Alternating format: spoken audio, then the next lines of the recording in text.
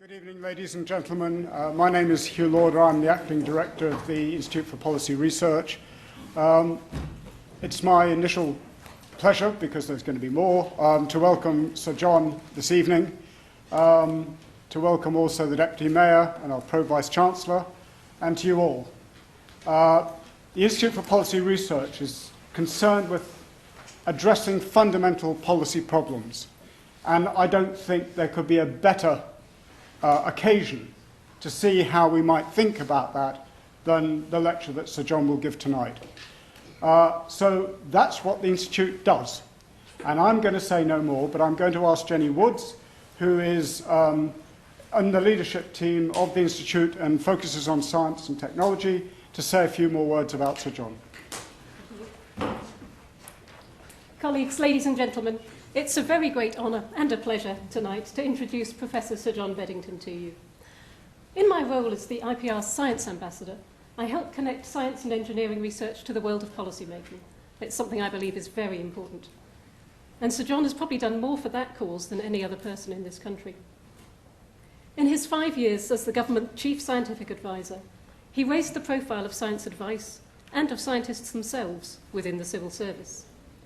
He ensured all major government departments each took on their own chief science advisor to assess evidence and provide independent challenges to policy decisions. Between 2008 and 2013, he reported directly to 3 prime ministers, providing them with information on everything from solar storms to swine flu. He advised COBRA and Cabinet. He directed government foresight activities, looking forward into the coming decades to determine how best we might prepare for the future. Today he will draw on that experience, as well as his own academic research expertise in population biology and sustainability, to talk to us about the challenges of the 21st century and what's happening to the world. Sir John, welcome. Thank you. Thank you.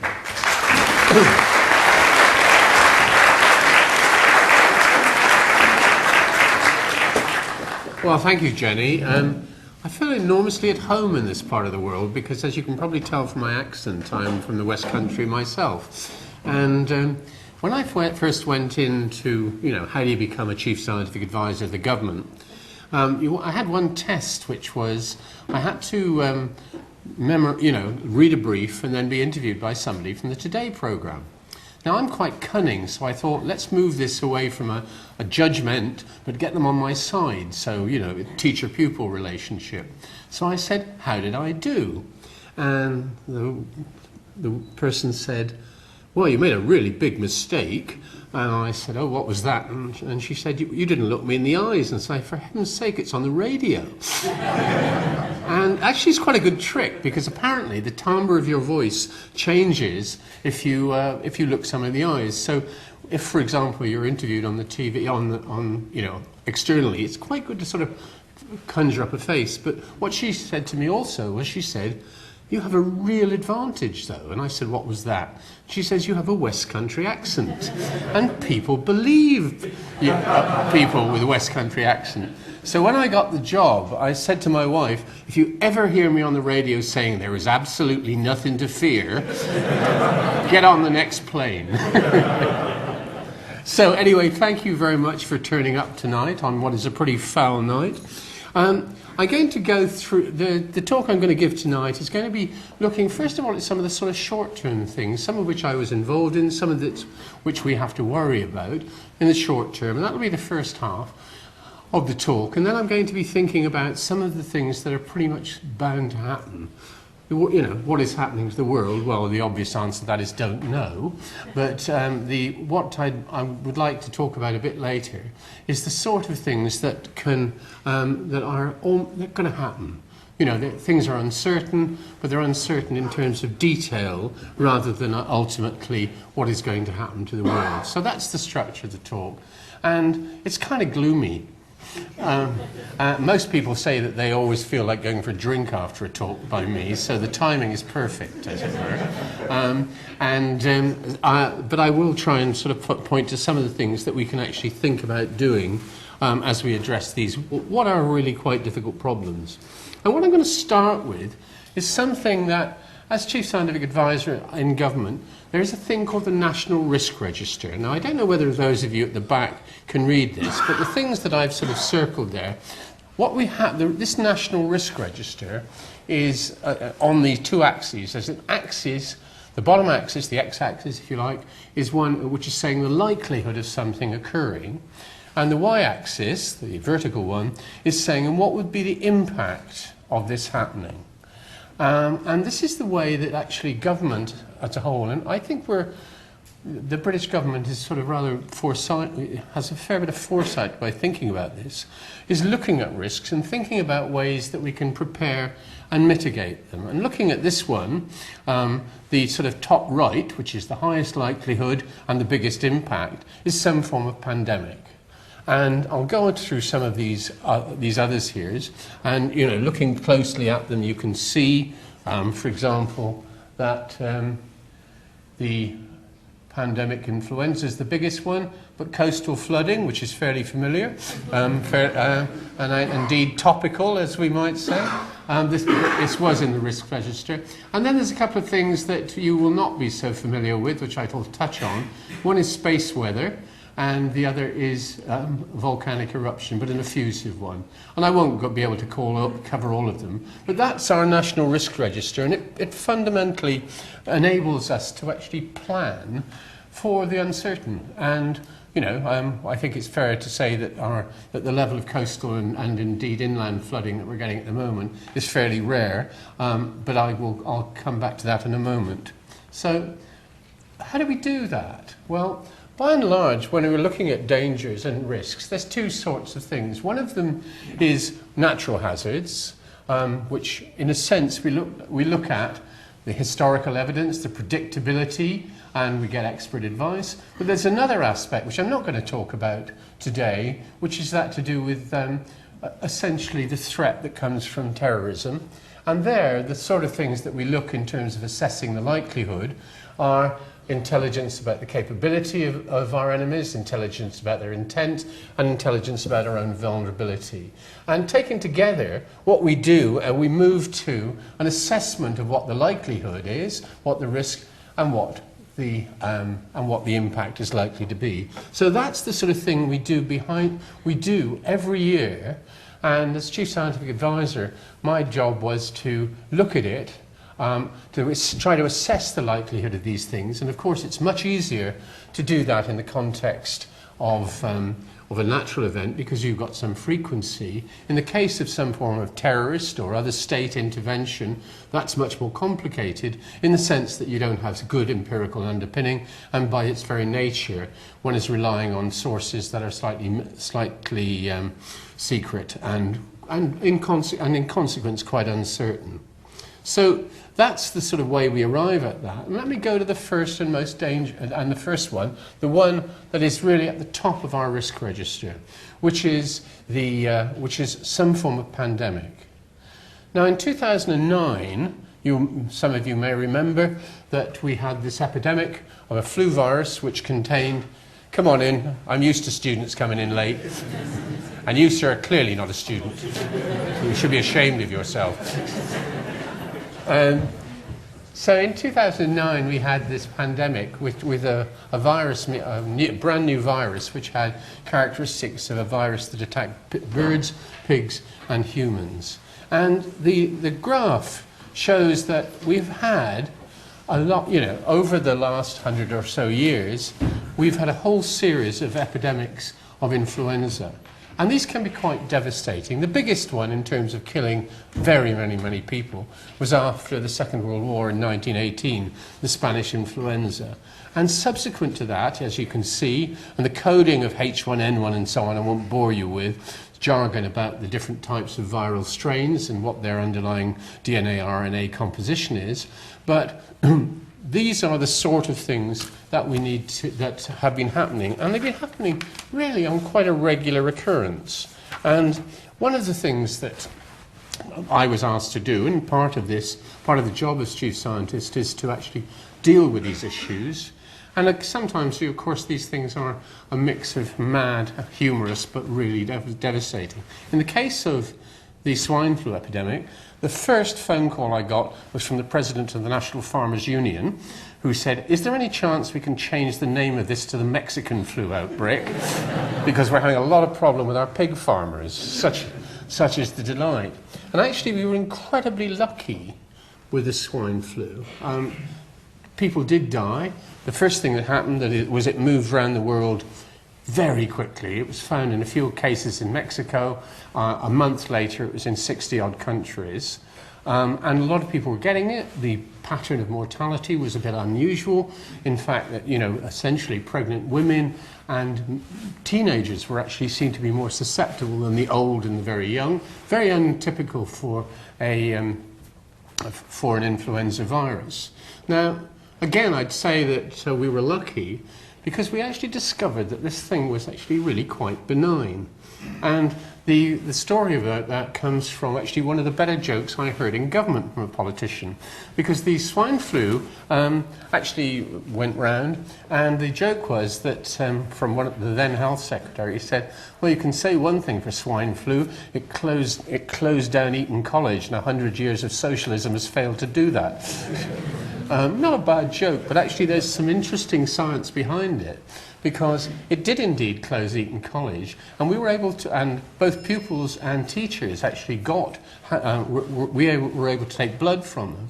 And what we found was that for every person who actually showed symptoms, 8 people had actually had the virus.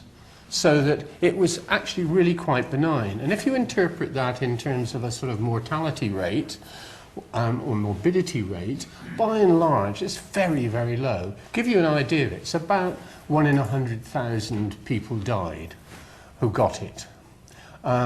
Remember, for everyone who showed symptoms, 8 actually had it but didn't show symptoms.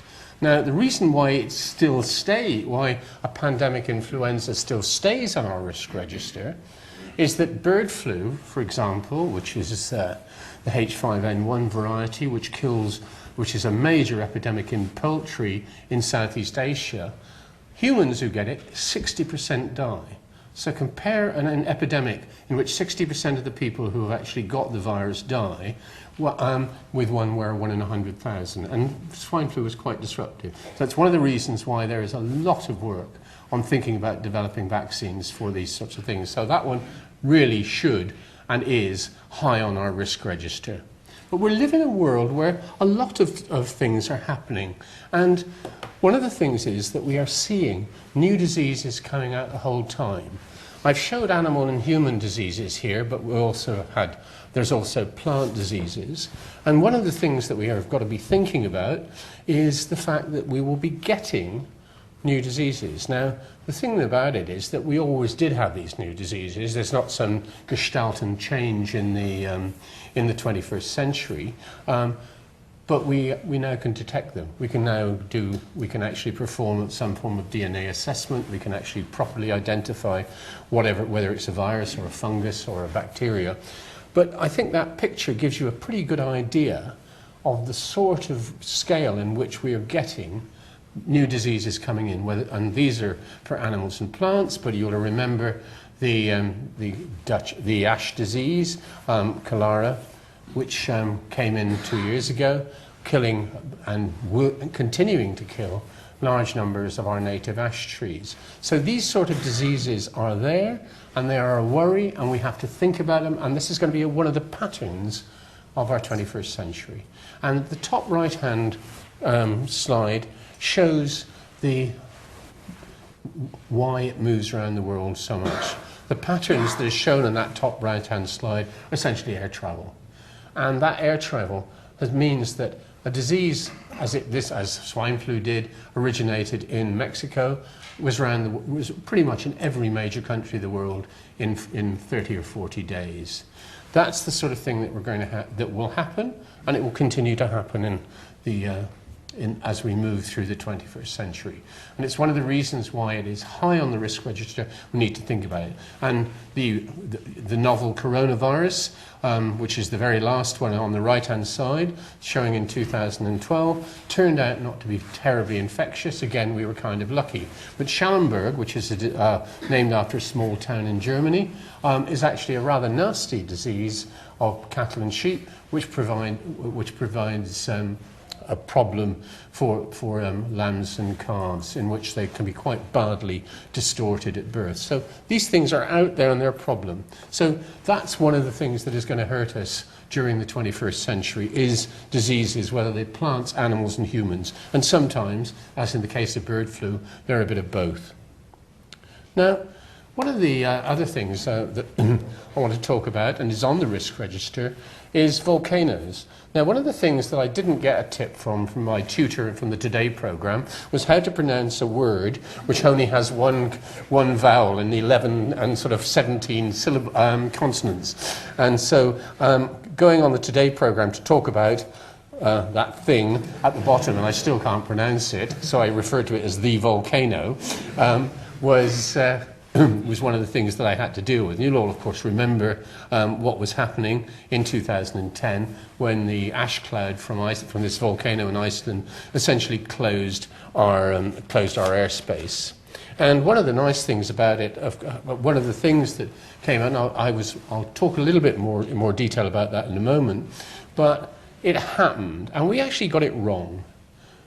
It was not on the risk register. Nobody had thought about it, but it should have been, because, quite frankly, there's a sort of simple truism. There's actually quite a lot of volcanoes in Iceland, and if you look at the data, basically there's been in about one every 4 years, and if you look at the likelihood and the impact of all the volcanoes in Iceland, and the little histogram at the bottom shows the frequency going back over 1,000 years of volcanic eruptions in Iceland. Krakatoa, I do know, is not part of Iceland, so the geographers amongst you will say, "God, chief scientific advisor thought Krakatoa was in Iceland." Well, I didn't. I've just put it on there to show it's a very small, very low probability event, but a very, very high impact. But the other thing I was thinking about these other Icelandic volcanoes, I can pronounce them. Laki, Katla, I can live with those. If it had happened when I was in government, it would not have been a problem. But one of the things that happened with that particular eruption was, of course, that we had a coincidence of two events, namely the eruption of this volcano and the movement of air, essentially weather, bringing it down from Iceland to us. And what we do was we looked at having to see where the ash was going, and that involved modelling and also satellite observations, which I showed you. But one of the sort of crazy things about that, which just never came out in the press coverage, was actually what closed our airspace was not the ash, except secondarily. It was a completely daft regulation, because the regulation said if there was any ash in the air column, you couldn't fly. Any ash. So at tiny concentrations, the regulations for our air traffic control, and this was European-wide, said we had to close it. So we had a bit of a dilemma, because quite reasonably the airlines were saying, this is daft, you can hardly see it. And they were criticising our poor old Met Office, who were criticised quite a lot recently, especially in the southwest. We're actually coming up and saying, well, actually, there is some ash in the air, and their models are shown on the right-hand side, and the satellite picture is shown on the left. And what was intriguing about, we had a real dilemma, because this was mad. And now, of course, in the computer model, how do you define essentially no ash? So effectively zero, i.e. no ash in the air column, was defined as being sort of grams times 10 to the minus 17 per meter cubed. And that's not much ash there, really. But we had to, this was closing all our air things because anything above that was closing it. So I had a slightly difficult task of trying to explain to the Prime Minister and Cabinet, we really need to redefine zero here. So we redefined zero from 10 to the minus 17 to 10 to the minus 19, and we opened the airfields. That is not a well-known story, and I will deny it, of course, if questioned. But that doesn't work. So in a sense, that explosive eruption, which was essentially a volcanic eruption going up through a glacier and therefore exploding, was sending ash very high up. That one is actually not much of a worry. It's an inconvenience. If you got sensible regulation, you wouldn't have a problem. And we now have sensible regulations. But the one that is actually quite a worry is an effusive interaction. In 1783, the Lanki eruption basically killed hundreds of thousands of people in Europe. First of all by sulfur inhalation, but also by essentially cutting out the sun, so that you had absolute massive famine in that year as this went off. And this is something that actually lasts for about 6 or 8 months, and was really dramatic in its effect. And we can get those. Now, of course, the good thing about Lanki is I can pronounce it. The bad thing about it, it will be devastating if it actually happens.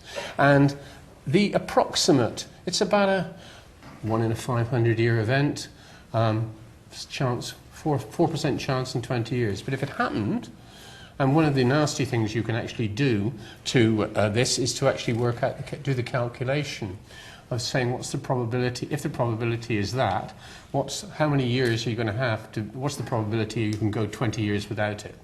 And that's quite interesting. And well, in a mischievous way, I looked at the National Risk Register when I left government and was succeeded by Sir Mark Walpert, is I looked at all our national risks and said, what's the probability that he will have 5 years as Chief Scientific Advisor without at least one of these things happening? Very satisfactorily small, I should say. The one you won't know much about is actually is space weather. Now, I won't say which Prime Minister, but one Prime Minister asked me what I was really worried about. And I said, well, I think one we should be really quite worried about is space weather. And he quite reasonably said, what on earth is that? And, well, space weather is effectively, comes from sunspot activity.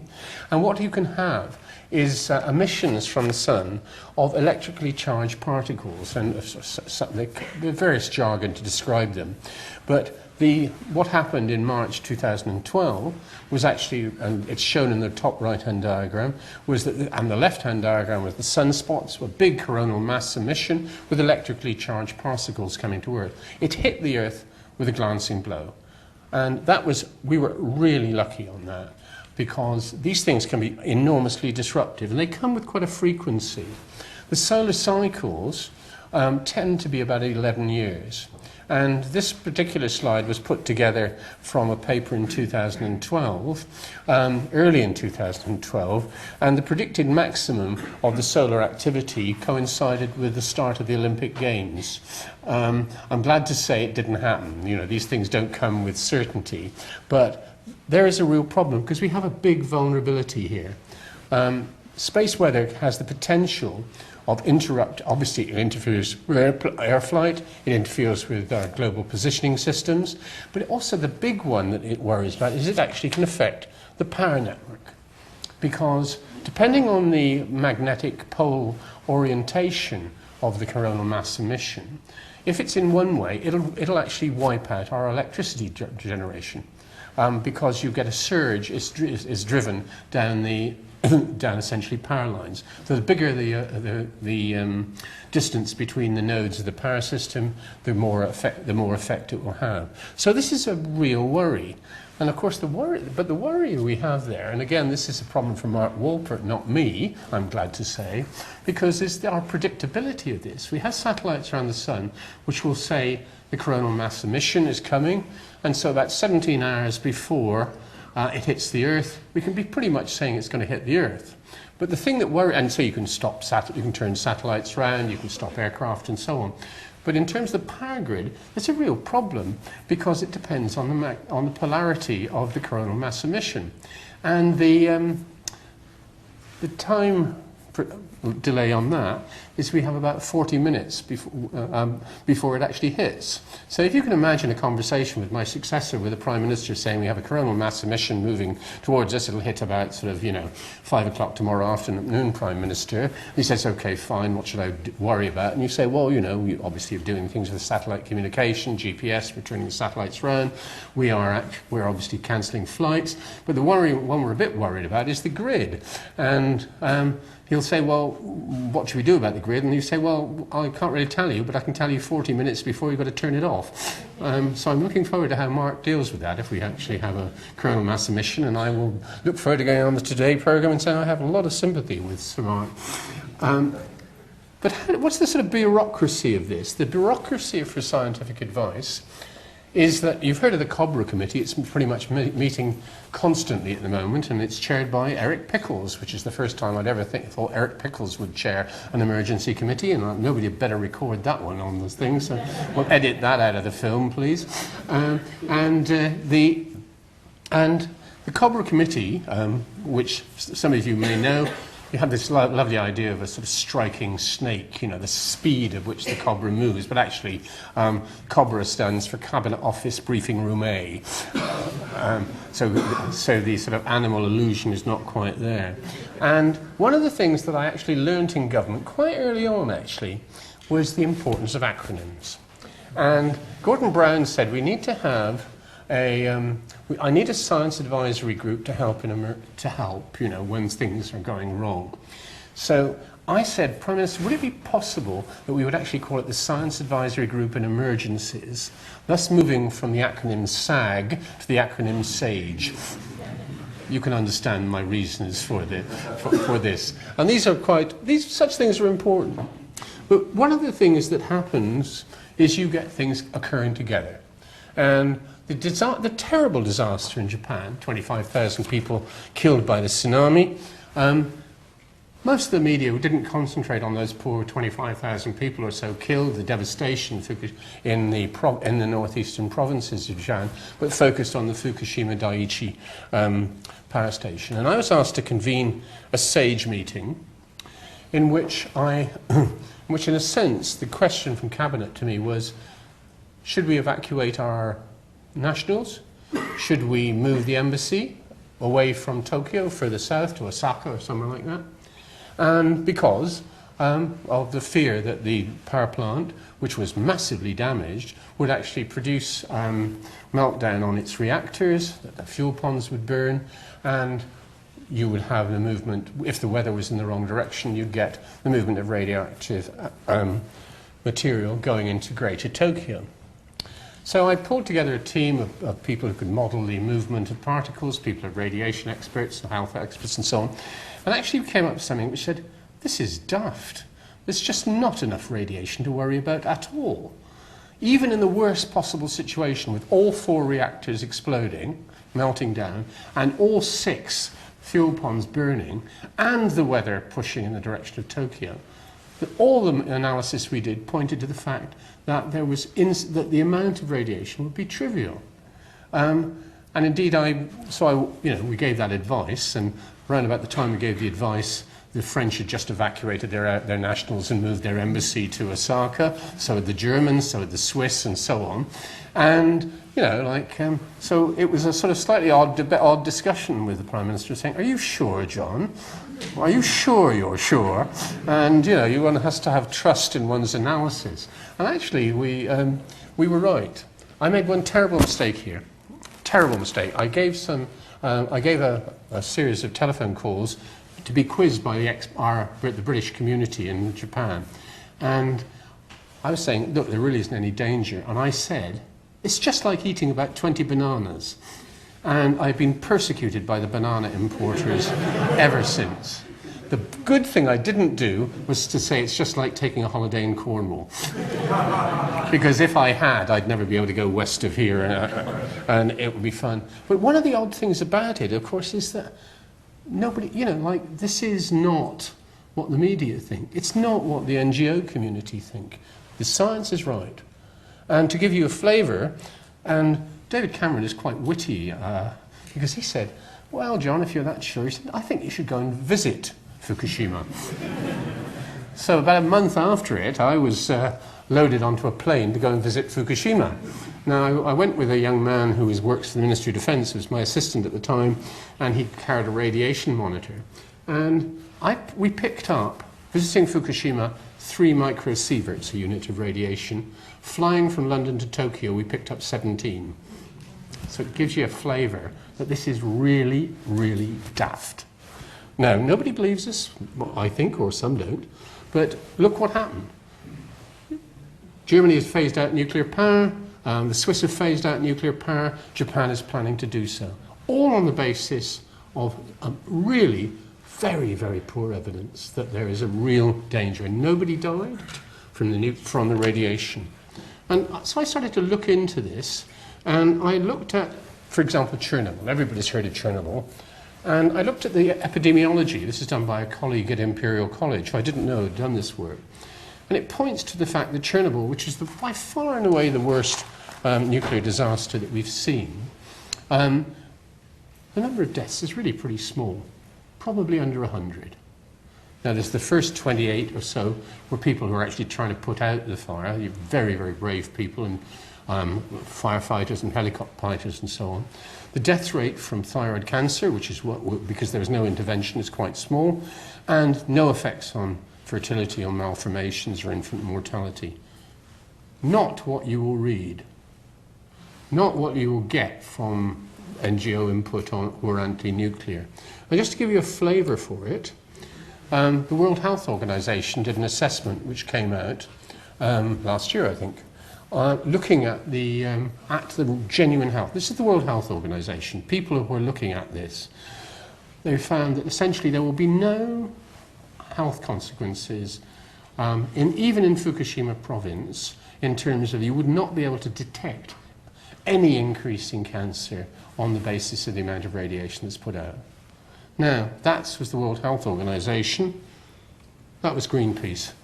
The World Health Organization is clearly a political report, is clearly a political statement to protect the nuclear industry. Well, that's kind of working a bit hard on the World Health Organization. You know, they may have their problems, and they probably earn too much salaries, and it's tax-free, and they live in a nice place. But it's, I think it's a bit unlikely they're working for the nuclear industry. But that's the sort of thing you get.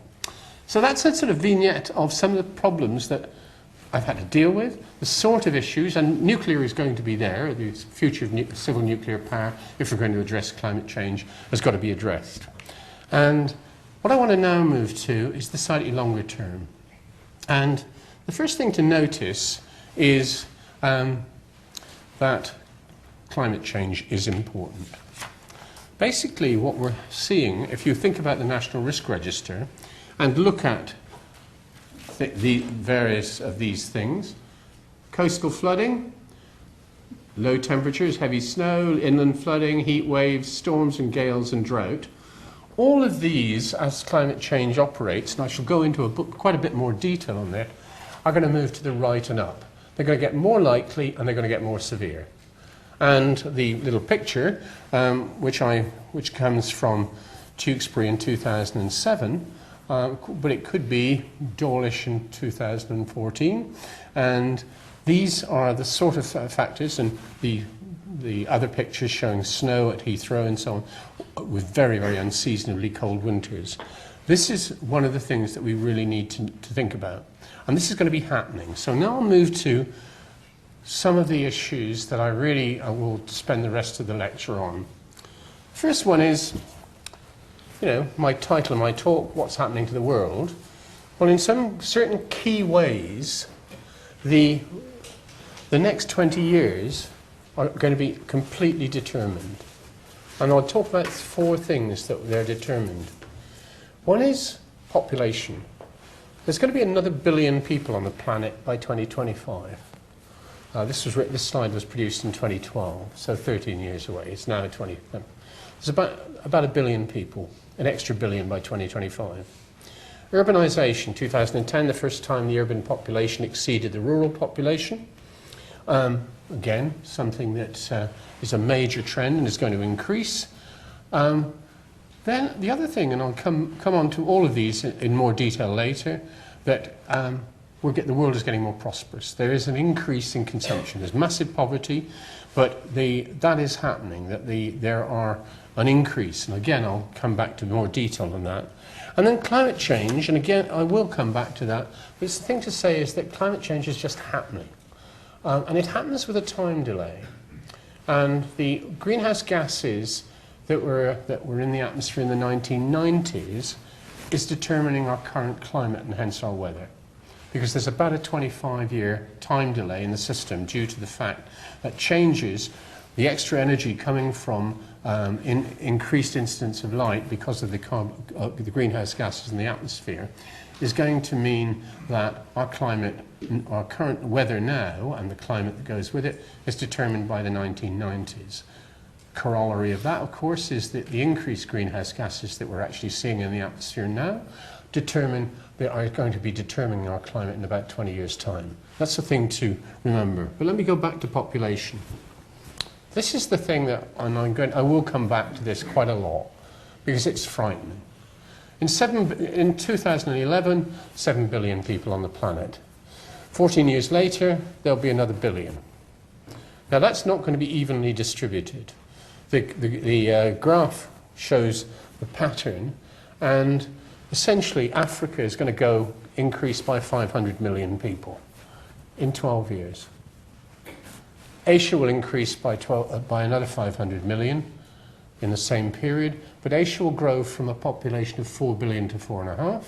Africa will grow from a population of 1 billion to 1.5 billion. The proportional change in Africa is enormously dramatic. And that is happening at the same time, and I'll come back to some of these issues, it's going to be happening with a big change in the ratio of urban to rural people. Look at the top initially. The bottom slide I'll come into the bottom half of this slide I'll come to in a moment. But just think of the bullet points. A developing country will be building a city of 1 million people every 5 days. And to put it into a parochial context, in Africa, in 12 years' time, there will be 1,000 cities the size of Edinburgh, new. That's the pace of change that is occurring with population growth and urbanisation. And the strength and the effect of that is really quite dramatic. And that's going to happen. It may not be 2025, it might not be November 2025, but it might be as late as January 2026, or it might be a bit earlier, sort of August 2025. These things are happening, and short of the sort of change of something like a nuclear war, a pandemic would not have much effect. The sort of deaths from a pandemic are maybe 100 million is the most we've ever seen, but the world population is growing by 60 million a year. So it wouldn't even have it would just have a tiny effect. And the other thing that's happening, so these are the sort of things that really do pose challenges for the 21st century. And the timescale is really pretty quick. 13 years? Another 500 million people in Africa, another 500 million in Asia. I'll talk to the distributions a bit later.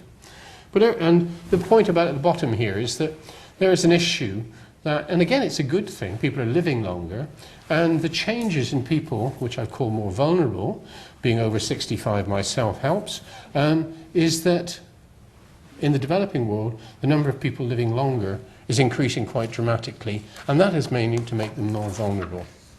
And the urbanisation, this is showing where people are going to be living. This is, and you can see, the red dots are proportional to the size, the bigger ones for cities of more than 10 million and so on. The concentration around coastal areas, particularly in Asia, but also in South America, North America, West Africa, is really quite profound. And that's why the vulnerability is important, because these are going to be vulnerable to weather effects that are driven by climate change. Let me go to climate change. You've heard about it, and skeptics and so on. Now, the Earth is getting warmer. This is data in which is taken from millions of observations in which the red bits are saying it's hotter compared with the previous averages. So this is for 55, 65 and 75. So the more red on there, the hotter it's getting. You can sort of see that there's a bit of red occurring around the Arctic, a bit of red in a few other places. It's mainly orange, and there's quite a lot of blue. That's the sort of thing that's happening. Now, this is the picture for the last 6 years. And this is not geeks doing computer models down the road in Exeter at the Met Office. These are millions of observations. And the difference between 75 and now, and the figures there, are showing the dramatic difference that is actually occurring in terms of the overall global warming. And it's all around the world. So that is something. So when you see the climate skeptics, the Daily Mail will say, you know, the Met Office get it wrong again, they or whatever. It is not true. It is not true. This is millions of data points, nothing to do with modelling. It is actually a consequence, and predicted by the modelling, but that's the sort of thing that's happening. And one of the consequences of it is that extreme events are going to become more likely. And we're seeing that now. Now, this is, for example, some data from rainfall against temperature in Texas, 2011. The blue dots are the last 100 years or so. Quite good pattern in terms of there is a relationship, of course, with rainfall and temperature. But the 2011, as you can see, is way off any form of distribution that you've previously seen for the previous 100 years. So this is, as it were, a 1 in a couple of 100-year event. Now, the worrying thing that is happening, and this is pretty much predicted by the climate models, is that these 1 in a 100-year events are occurring very much more frequently. Now, it's very, very difficult to attribute a particular weather event to climate change. You can't do it. You know, anyone who claims to do it is talking nonsense. What you can do is to say, are particular weather events more likely with climate change than without it? So you can, in a sense, you run the mathematics, and you look at things where climate change is not happening, and you look at them where it is happening. And what you find is some of these events, 1 in a 100-year event, are occurring 3 or 4 times in 10 years. And that's the sort of phenomena that comes out of the models, and actually it's the sort of phenomena that we notice. When I first started in government, I remember one minister I won't name said, well, yeah, this is just a 1 in a 100-year event. And the following year he just had to say, well, this is just a 1 in a 100-year event. And the probability of 2 1 in a 100-year events in successive years, you might think is getting on the vanishingly small. If you can raise 100 to the power 2 and do the long division, it gets to be quite small. The other thing is that with climate, and as it were, the climate skeptical criticism, one of the things that the arguments that is brought forward is that, these academics, they all want to say that climate change is happening because that way they'll publish more papers, they'll get promotion from lecturer to senior lecturer, they'll get more research grant. It's in their interest to make a big fuss. And, you know, there's a bit of truth in that, knowing a few academics that I have done over the years, but it's quite interesting to actually think about the business community. Do they think about it? Putting aside those who have a major interest in hydrocarbons and so on, who actually do think this is happening too, we need to be pondering it. And this is some data that are taken from Munich Re, which is a major reinsurance company, the major reinsurance company in the world. And the histogram at the bottom right-hand side is colour-coded. Now, the red colours, which show no trend, are geophysical results. Earthquakes, tsunamis, volcanoes. These are causing disaster, and the reinsurers have to pay for it, so they knock it. The other ones, which are coded are ones that are associated with weather and hence climate. And though I wouldn't hang my hat on the trend line, what it's showing is that various reinsurers are really expecting an increase in severity of events. And I've just shown a couple of hurricanes. Hurricane Sandy was completely massive. It took the whole of the eastern seaboard of the USA. Nargis was one in Southeast Asia, hitting Burma. Many people killed. But these major and severe events are becoming more increasingly frequent, and we can observe that. And we are needing to ponder about how we address those issues. And there's various ways of doing that. I'll talk a little bit about that later. But what I want to do is to also point to some of the trends that are outside the physical world but are in the social world. And in a sense, there's some very good news here. This is a study that was done, and now based at the Martin School in Oxford. And this is the number of people in poverty, divided by living on less than $1.25 a day. And 2005, the size of the circles there indicate, are related to the number of people. And this is the projection for next year, and it's pretty going to be about right. So you can see there's an enormous decline in poverty, which is fantastic. You know, this is, you know, there's a lot of faults with globalization, but particularly and you can see the individual countries, massive improvement in China, massive improvement in India, of actually raising from the very bottom the living standards of the people. Some countries less so, you know, particularly sub-Saharan Africa, where both the population and the poverty effects are not so good. If you want to look at this, it's on the. If you want to look in more detail at this particular thing, there's the Oxford Martin Commission did a report on future generations. I was involved in writing it at the tail end. It's had a phenomenal effect, actually. There's been 600,000 downloads of what is quite a dull report. And I ought to know, I wrote it, bits of it. I did actually ask the girl who was head of our communications whether her mother now controlled a botnet, so that it was sort of it was now downloading vast numbers of what she'd actually developed. But going back to it, so that's poverty is being eroded. Now it's still there, and it's a still massive issue. Don't get me wrong. There's 1 billion people who are still living in genuine poverty, and I'll come back to that later. But we need to think about it. But also the middle classes. And this again from the same report, is the enormous increase in the people who we think about as middle class throughout the world, particularly in South Asia, less so in Africa, certainly so in North America, but virtually unchanged, as you might imagine, in the developed world, in the OECD regions. I'll give you some sort of capture figures. Currently in the developing world, and a fairly loose definition of middle class, i.e. on purchasing power, is about 1 billion. People in the developing world who could be thought of as middle class. You know, they don't, you know, they can afford some good quality diet, they can afford consumer goods, they can travel and so on. That figure of 1 billion, which is last year's figure, is increasing by 100 million a year.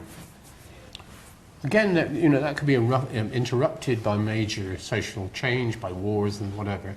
But actually what it is pointing to, that in 10 years' time, the number of people in middle class will have doubled.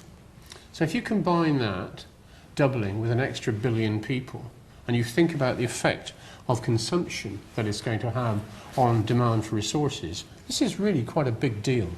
Let me just show, because this is not a particularly good slide, but it points out, as you take people out of poverty, and this shows for general food consumption, or the increase in the consumption of meat in the diets, or the increase in consumption of energy, these are the things that as the good thing happens, as people become less poor, as people move into the middle classes, or indeed just move out of poverty, you will expect to see a demand for natural resources go up. And this gives you it for 3 key resources. The one on the top left is energy.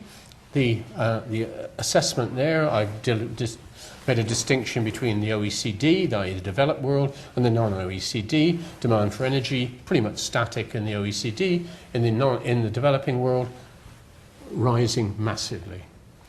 In terms of water, there is a real hole in the water deficits, in which, by and large, by about 2030, we're going to be we're looking at fresh water with a deficit of about 40%. And in terms of food production, we've been very successful in increasing the yields of food. This shows some data from the US Department of Agriculture, shows the rates, the increase in the yield in tons per hectare.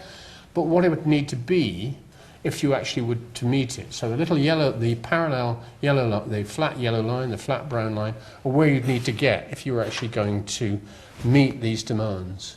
So to conclude, we got massive deficits in energy, massive deficits in water, massive deficits in food. And again, I'll emphasize that this is the sort of period 25, 2030 when this is going to be coming in and really crunching.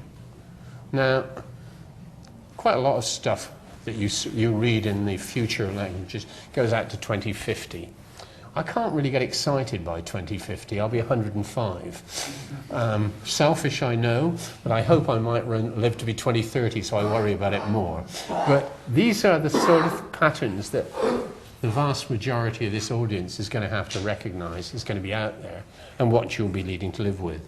And that's the sort of summation up to 2030.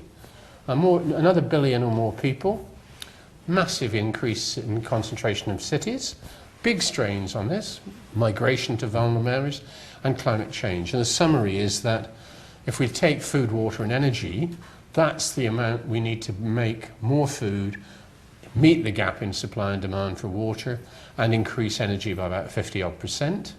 And these are also well documented from international bodies. And emissions, if we go business as usual, is going to be up about 37 or 40%. That's the sort of problems that we're operating on a 16-year time scale that we need to be thinking about how to intervene, and what we can intervene on and what we can't intervene on. I promised you this would be a gloomy lecture, didn't I? Never mind, you can go for a drink afterwards. But don't go by car. So let me sum up some of these things. So the challenges we've got are the food security. A lot of people, about 1 billion people go hungry. In addition to that, there's about 1 billion people who just don't have the proper nutrition. So for the 1 billion people who actually just don't get enough energy at all, i.e. they are genuinely in food poverty, there's another 1 billion people who are in hidden hunger. The quality of their diet means that they don't get proper physical and mental development. That's the effect of it. There's an irony, of course, which I won't go into in much detail, is of course there's an irony is that there's about 1 billion people in food poverty and about 1 billion obese people.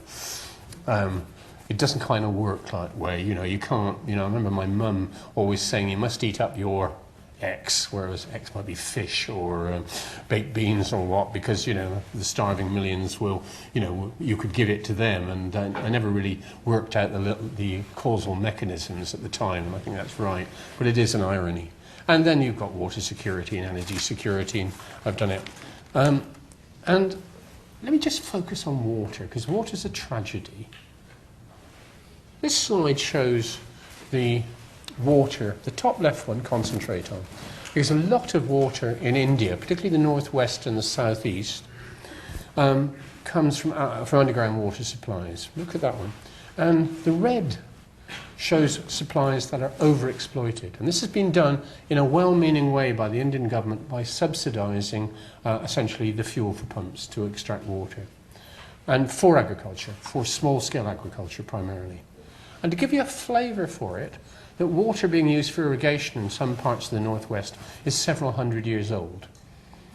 It's been underground for several hundred years, but it's being used for irrigation at the moment. And this is a real problem. Now, I talked about Africa a lot, and some recent work, actually by the British Geological Survey, has found lots of subsurface water in Africa.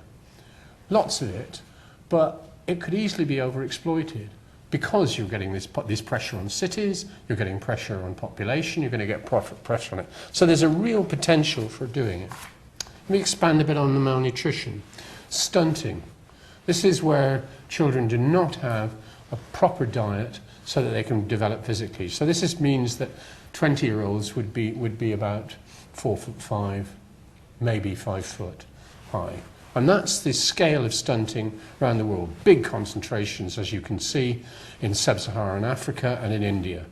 And this is due to the quality of the diet, not the amount. They do not have key minerals and vitamins which would enable one to avoid stunting. And my reason for focusing on this is I'm involved at the moment in looking at agriculture and nutrition. And another one that we can look at is vitamin A deficiency, which can cause real problems, particularly in early onset blindness and poor sight in young children. And again, this is something that's worldwide. Not that you don't have enough food, but you don't have enough nutrients. I'm going to come back to climate change now, because I think that together with population is one of the things that we really need to be thinking about where we can make a difference. Climate change negotiations have been hopeless. They've totally failed. You know, the world community set a target of 2 degrees, and they've totally failed to do it. Sir, do have a drink when you leave. They failed. There is no doubt about it. This shows them there was some hope that there would be an agreement of the world community to cut greenhouse gas emissions, and they failed. Now, will they be successful in the future? Don't know. Beddington money is not going on it. And one of the reasons it isn't is this. Let me just show you this slide. The bottom left-hand one, the dramatic one, is showing you a slide taken by NASA. It was actually on the front page of the Financial Times about a year ago. And why have I signalled out Minneapolis, Dallas, but also signalled out something called the Bakken Formation? Now, this is light emerging from the major cities of the eastern and central American seaboard, and this is the Bakken Formation. Now, the Bakken Formation, this light is coming from burning shale gas, because shale gas is a waste product now, because those who are doing fracking and taking it out are using it for a waste product. They want the oil. And that is the amount of energy that is being actually burnt every day just in terms of shale gas waste. Gives you a flavour of what is actually happening in terms of the energy markets in something. And the price of shale gas and the price of energy in the US is well under half what it is in Europe. But there's waste. The other two things that I think are really we need to be thinking about are the major fossil fuels. Now, the Arctic, for good geographical reasons, warms faster than anywhere else. You may remember when I showed you the graph of data showing where the temperature had gone up. The Arctic is very much more vulnerable. Now, the irony of it is that as the Arctic melts, there's a lot of hydrocarbon reserves in the Arctic where, if you exploit it, will have a positive feedback. And the other one is coal. There is masses of coal out there. Now, coal is one of the dirtiest fuels for greenhouse gas that you can get. It's really, and these are the concentrations. It is very hard to imagine that the Eastern Europe, from the Ukraine east to the furthest part of what was the USSR, China, India, Australia, USA itself, will not use these coal reserves. So that is going to be happening. And one of the things that we therefore need to be thinking about is to, in a sense, accept that there are going to be problems and that hydrocarbons will continue to be used, that coal in particular will be used for energy, because you saw this burgeoning demand for energy. But the fact that we've got to recognise that that is happening, and we need to be thinking about it. I don't have time in this lecture to talk, for example, about various ways of dealing with carbon sequestration, but one of the big hopes is that we will be able to have a technology that turns carbon dioxide and some of the other greenhouse gases, liquefies it, and actually puts it underground, for example, into some of the empty reservoirs of oil and gas reservoirs that have been exploited, so that we can actually use it, but we are getting rid of the waste product. Because if we don't, we're in a problem. Now, that's the really gloomy bit. I'm not a very gloomy person. One needs to be thinking about what we can do. And I talked a little bit about carbon capture and storage. We also need to be thinking about having energy in a renewable energy form, whether it's wind power or wave power or solar power. And investments in these are sensible things to be doing, because we need to be thinking about an alternative energy source is the one that involves hydrocarbons. And there's a whole lecture I could give on that, but won't. But there's other things that we've got to get this right.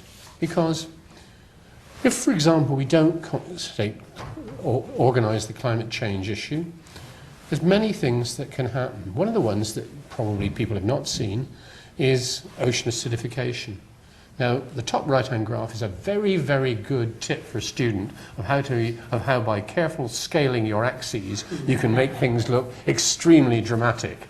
So if you have an axis that is denominated in millions of years, and you're using changes on a timescale of about 10 years, you can get a nice falling off the cliff graph that this one has done. This is not mine. I didn't cheat on this one. Somebody else did, but I rather liked it. But actually, the simple interaction between carbon dioxide and the oceans is decreasing the acidity, is increasing the acidity of the oceans. And that we're going to have a big effect on things to do with our marine ecosystem.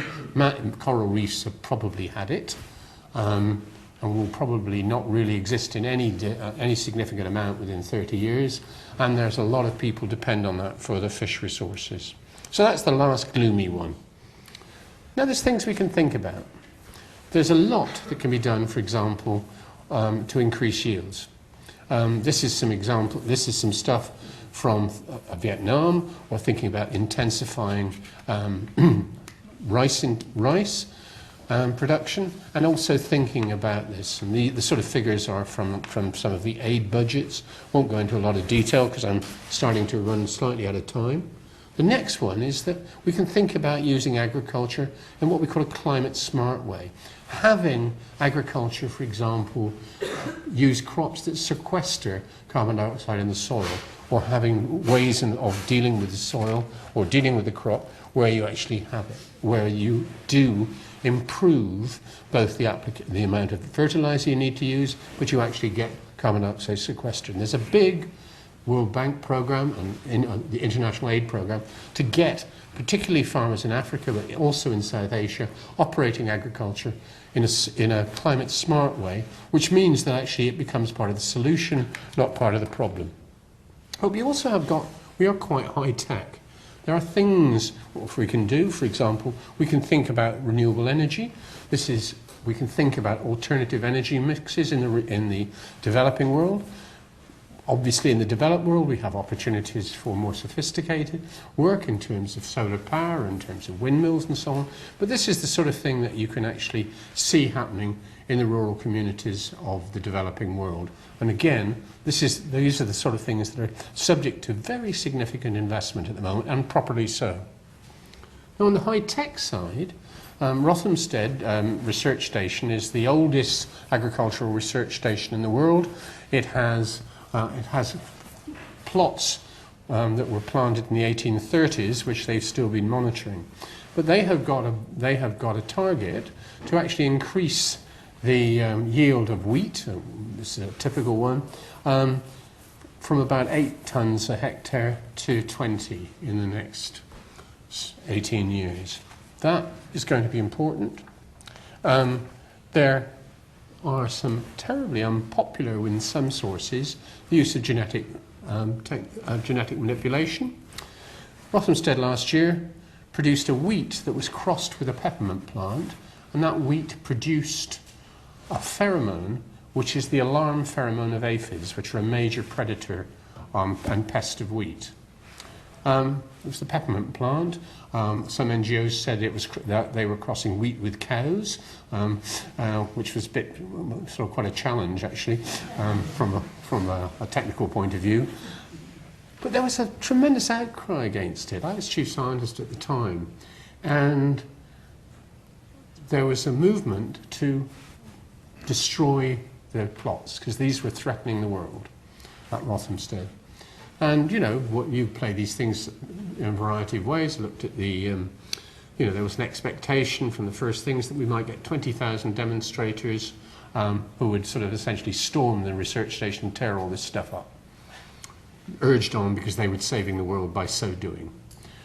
Actually, one of the things that was really good, and I think this is a thing for the future, is the scientists from Rothamsted engaged with it. They went on the TV, they went on the radio, they went on to debates, and they pointed out, first of all, that this was not being done for profit from major corporations. It was being done, the intellectual property they would develop would be available to the world for free, and these were the sort of ecosystems, and it meant that you weren't having to spray significant amounts of pesticide against aphids, because they're a major predator.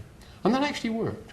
Instead of 20,000 demonstrators, we had 200, and 107 of those were French. I make no comment on that. But it is really important that the scientific community engages with the community that actually has very strong views and debates them. And I think that Rothamsted did very well. Let me move on quickly. I'm running out of time. The other thing we can do is we are quite good at engineering. So one of the things we can think about is developing our engineering in agriculture, which means that we can be much more precise. Water's a problem. We need to not waste water by having inefficient irrigation schemes. We need to be having water targeted on individual plants. You can do that with satellite technology. You can do it with small-scale engineering interventions. You do the same with fertilizer. You can do the same with pesticide. And also, just in terms of the ecology of the situation, there's massive underutilisation of edible plants. This is a thing taken from Kew, points to the fact that 80% of the world food comes from 12 plants, that there are 30,000 are known to be edible, and about 7,000 edible species are partially domesticated. But the vast amount of scientific research, development and investment goes into those 12 crops. And actually, if you come down to it, 4. So there's things that you could do which would be smarter. And the other one that in a sense can affect us is waste. There's massive issues in food of waste. Give or take, 30% of the food in the developing world is lost before it leaves the farm. In the developed world, 30% of the food is lost after it's been purchased from the supermarket and thrown away. And there's massive things that could be done. And actually, if you think about the increase, if we could get a hand on waste, we really would have a long way of getting our hand on the food security. And finally, I'm going to just say, what about the 2030 onwards, when John Beddington is 85 and doesn't really much care. I might be, keen and alert and looking forward to to the very next lecture I'm giving, in which I can say, I told you so, or whatever. But what about the 2030 onwards? The one I really want you to focus on is population, because the projections for population are that we'll have another billion by 2025. That's going to happen. But if we don't see some decline in fertility, you could be moving towards the upper branch of that graph. The central one is the best bet, but that assumes that fertility in the developing world declines, or at least plateaus. Now we know what will determine that. That is, that what affects fertility is prosperity, i.e. wealth. The second is the education of women, and the third is the availability of contraception. If we don't sort that, and you've probably got 15 to 20 years, you're going to see a population growth which is not going to be up in the 2040, 2050 region of about 8 to 10 billion. It will be way above it. And I actually think you're then really at the danger of an erosion of the world, the viability of world civilization. 20 or 30 years. It's interesting. And it's hard. How many people have you heard in the last 2 years talking about their population being an issue? David Attenborough maybe once or twice, and this gentleman here, who comes to many of my lectures and applauds.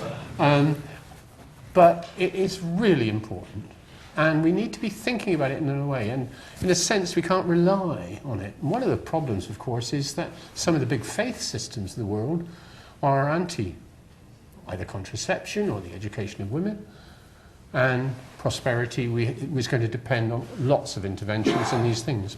So that's it. And let me just finally just show you something which I think is sobering in terms of people in the world. This is the problems for up to 2050. Similar slide, more of a problem, 2.5 more billion people, urbanisation 70%, climate change ongoing. That's the sort of deficits of food, water and energy, and that's the fault of emissions, which will go if business as usual is followed. But the distribution is really interesting. That circle is where half the world's population live in 2013. In 2030, it'll be damn nearly 70%. That is, it kind of puts in perspective, for example, do we really care whether we're in the European community? Do we really care that we're in NATO? Do we think our most important trading partner is Germany or France? This is something that I think is really intriguing, and this is this is the status quo. And if you think about it, and actually that circle, a good half of that circle is actually the ocean, and not many people are living there. We could have put an ellipse on, but I think it's less dramatic. And so that is the sort of world that we're going to be looking at.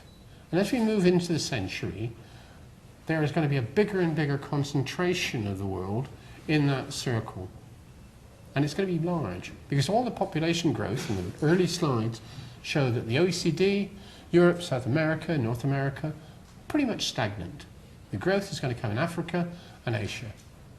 So it's going to be a very different social, geographic world. So look, some of you are smiling, so it's not been that bad today. So look, thank you very much for your attention.